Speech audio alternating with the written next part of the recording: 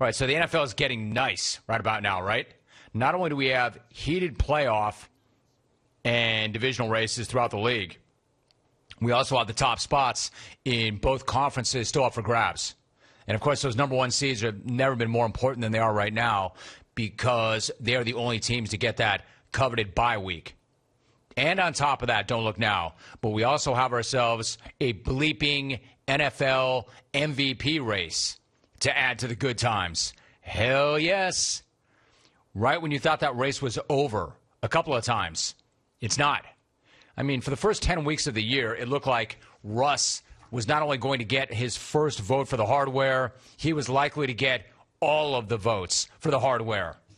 Russell Wilson was playing lights out, except as we know, the NFL season is not a sprint, it's a marathon. And like that Seahawk defense, everything started to go wrong for Russ in a hurry, and he's fallen out of contention. I mean, still a hell of a season for Russ. Still an amazing player, but just not MVP good right now. And with Russ falling off that hot pace that he set, Patrick Mahomes blew right by him. And then after Week 13, we were talking a whole hell of a lot about him. And he had a whole lot of horse. Here come the horse analogies. Patrick had a whole lot of horse and nothing between him and the wire. And it looked like he would stack his second MVP in his third season as an NFL starter. But, plot twist, Week 14 happened. And like I said, we've got ourselves a bleeping horse race right about now. Because in Week 14, Patrick had his worst game of the year against the upstart Miami Dolphins. Yes, Kansas City did win, but Mahomes had 3 INTs. Oh, and bettors were robbed by an absolutely horrific backdoor cover. Or so I'm told, or so I heard. Anyway, back to Patrick.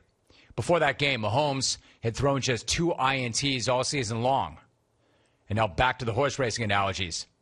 Instead of Mahomes moving forward and finishing like Secretariat at the Belmont, on the field after the game, Aaron Rodgers was doing his very best Zenyatta impression and coming up on the far outside fast in the home stretch and inhaling enormous chunks of real estate the way Zenyatta would in finishing her races. And Rodgers had another flawless 20-20 performance against the Lions on Sunday. So if you look at the MVP odds markets right about now, it's showing it. It's showing how close that race has become.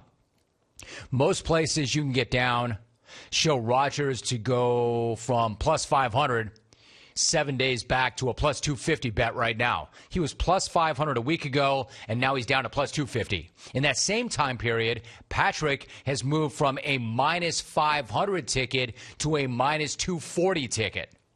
And the funny thing is, both these guys rightfully deserve the thing. They're both having legendary seasons, seasons that few quarterbacks in the history of the game he couldn't even dream of having. And Pat, he's a better quarterback right now. Patrick, excuse me.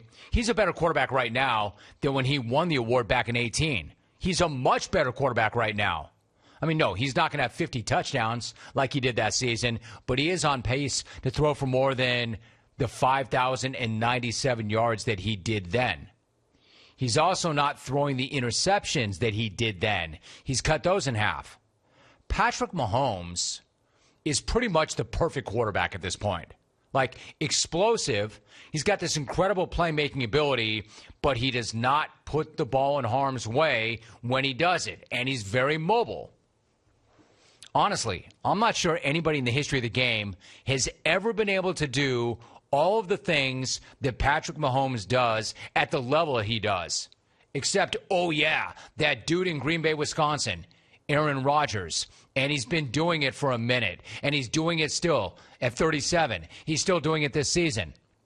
I mean, no, he's not going to throw for more yardage than Patrick, but he damn well might throw for 50 TDs. And he's actually protecting the ball even better than Mahomes this season. And side note, how stupid do people look who doubted Aaron Rodgers coming into this season? For real, Hot Take Nation. I'm looking at you. The blatant and utter disregard and disrespect for this guy's skills were at an all-time high last offseason. I mean, point blank, I have never seen a better quarterback in my life more disrespected than Aaron Rodgers was coming into this season. Keep in mind, he threw 51 TDs and had just 6 interceptions his previous 2 seasons combined coming into this season. Yet, Hot Take Nation and all the haters had this guy completely washed up. But you know what? In a way, it's kind of like his entire career. Follow me on this. This guy gets respect, but not the respect he deserves. When you talk about the greatest quarterbacks in the history of the game, he is easily on that short list.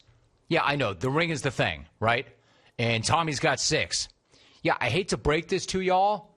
There's a lot of things that factor into all those Lombardis. You know, like 52 other dudes that you play with, coaches, organizations, ownership. I mean, common sense question. How many of these other quarterbacks are going to win a Super Bowl with Mike McCarthy as your head coach? Seriously. Aaron's greatness should be measured by how long he kept the analytics innovator and barn hand Mike McCarthy employed. I'm being serious about this. What? For nearly 13 seasons, Big Mike was in Green Bay. That should be atop Aaron's plaque when he does get inducted into Canton. I kept Mike McCarthy employed for almost 13 seasons as a head coach. That should go at the top of the plaque. Hell, Jera is already having to deny stories that he might fire McCarthy 13 games into his tenure. But Aaron kept this guy employed 13 seasons. That might be more remarkable than any of Aaron's insane stats across the board. You imagine Aaron Rodgers with the hood or Big Red. You'd have to think he wonders what it would be like to beat Patrick Mahomes coming into the league and having Andy Reid's genius in his ear from day one. Not some guy busy getting rubbed down in his office when you're supposed to be working on 2-minute drills. Yeah, I'll be with you in a second, Aaron. Just going over some tape. Yeah, sorry, I digress. As for the race, the numbers debate is tough as hell when you stack these dudes right next to each other. Both their teams are currently atop their top spot in their respective conferences. The odds market has Pat. PFF has Aaron above Pat. Van Smack says the next 3 weeks will decide this thing. And neither of these guys can afford to Paul Pierce themselves now, but neither would. My problem is deciding who to bet on because I would never bet against either one of these guys. All I'm saying is it's going to be a hell of a horse race and probably a head bob at the end. And then a lot of people owe Aaron Rodgers an apology. That too.